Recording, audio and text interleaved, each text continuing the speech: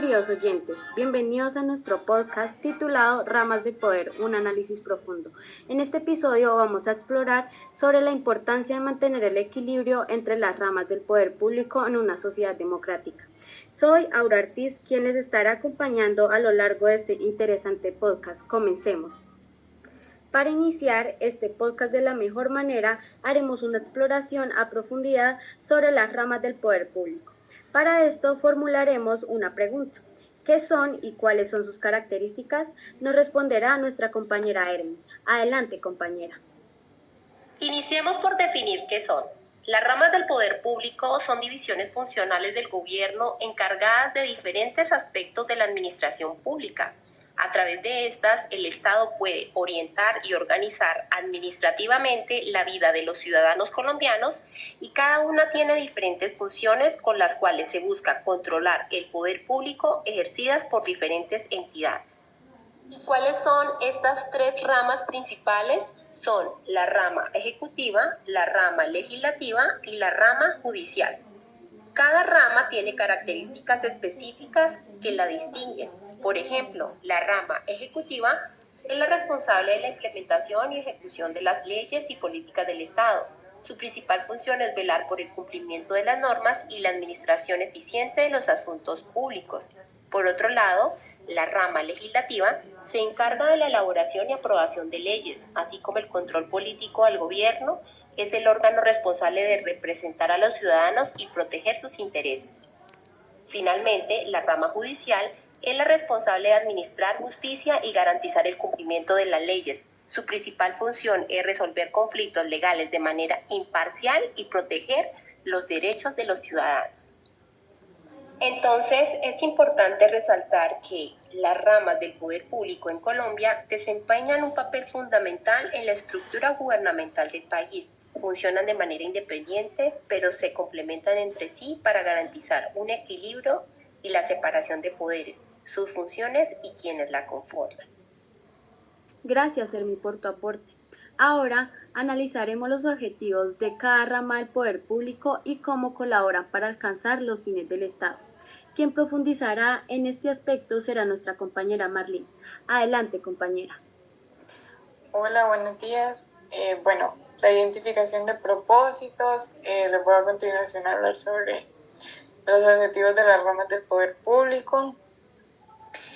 Los principales objetivos del Poder Ejecutivo incluyen implementar políticas públicas, administrar el gobierno y garantizar la seguridad nacional. El Poder Legislativo tiene como objetivo principal crear leyes que reflejen la voluntad del pueblo y regulen la convivencia social.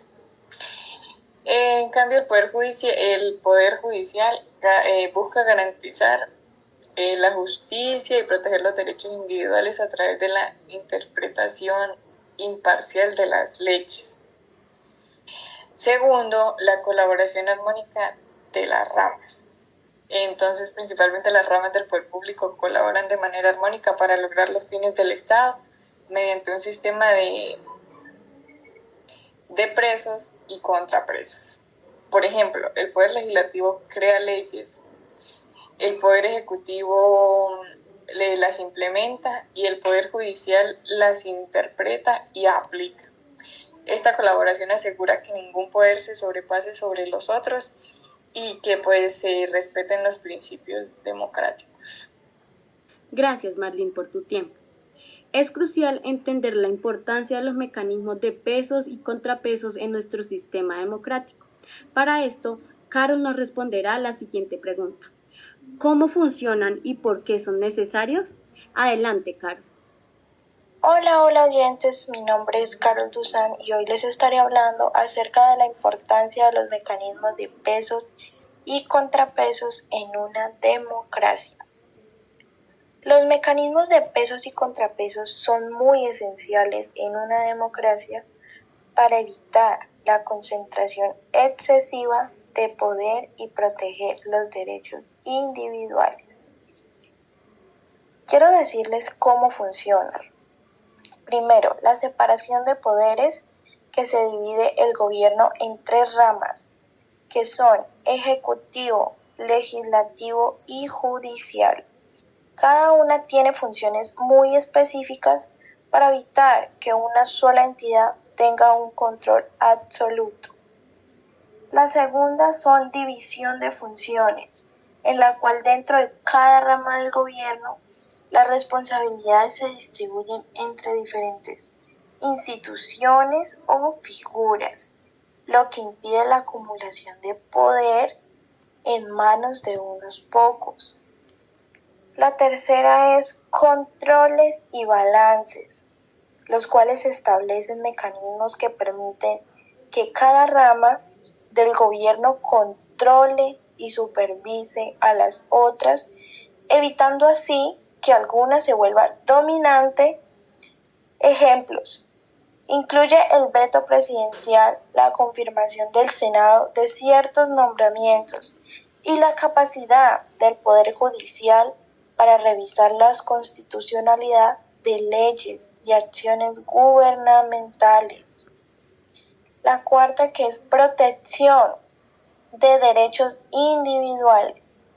Estos mecanismos limitan el poder del Estado para así garantizar la rendición de cuentas y proteger los derechos de los ciudadanos contra posibles abusos gubernamentales.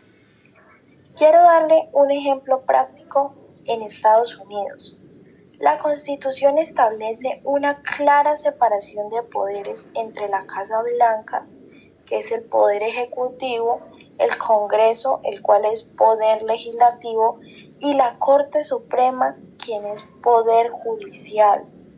Además, el sistema de controles y balances se manifiesta en la capacidad del presidente para vetar leyes aprobadas por el Congreso, la confirmación del Senado de los nominados para cargos judiciales y ejecutivos y la facultad de la Corte Suprema para interpretar la constitucionalidad de las leyes. También está otro ejemplo que es en Reino Unido. Aunque el sistema británico no tiene una separación de poderes tan estricta como en Estados Unidos. Gracias, Carol, por tu intervención. Finalizamos nuestro análisis con una reflexión sobre los riesgos que enfrentaría la soberanía del Estado sin la separación de poderes. Para esto tendremos la colaboración de Franci. Adelante, compañera. Riesgos para la soberanía del Estado. Si no se mantiene la separación de poderes y los mecanismos de peso y contrapeso, existen riesgos significativos para la soberanía del Estado. Estos riesgos incluyen la posibilidad de abusos de poder, corrupción, autoritarismo, violaciones a los derechos humanos. Sin un equilibrio de poderes, la democracia se ve amenazada y la soberanía del Estado puede verse comprometida por intereses particulares o grupos de presión que buscan controlar el gobierno en su beneficio propio. Gracias, Franci, por tu análisis. Complementando lo que dijiste, sin la separación de poderes existe el riesgo de que un sector del gobierno abuse de su autoridad, ignorando los derechos y libertades de los ciudadanos. Además, la independencia de los poderes judiciales garantiza un sistema de justicia imparcial, donde todas las personas son tratadas por igual ante la ley. En resumen, la separación de poderes es esencial para mantener la integridad del Estado y proteger los principios democráticos. Es un mecanismo fundamental que asegura la rendición de cuentas, la transparencia y el respeto por el Estado de Derecho en cualquier sociedad democrática.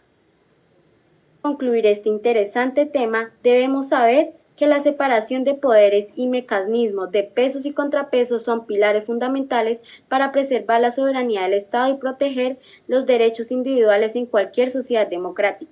La colaboración armónica entre las ramas del poder público, junto con la aplicación de controles y balances, garantiza un gobierno equilibrado que opera en beneficio del pueblo y en cumplimiento con la ley. Con esto finalizaríamos este podcast. Gracias, oyentes, por acompañarnos en este episodio. No olviden indagar e informarse sobre este tema tan influyente en nuestro estado. Nos vemos en una próxima ocasión. Hasta pronto.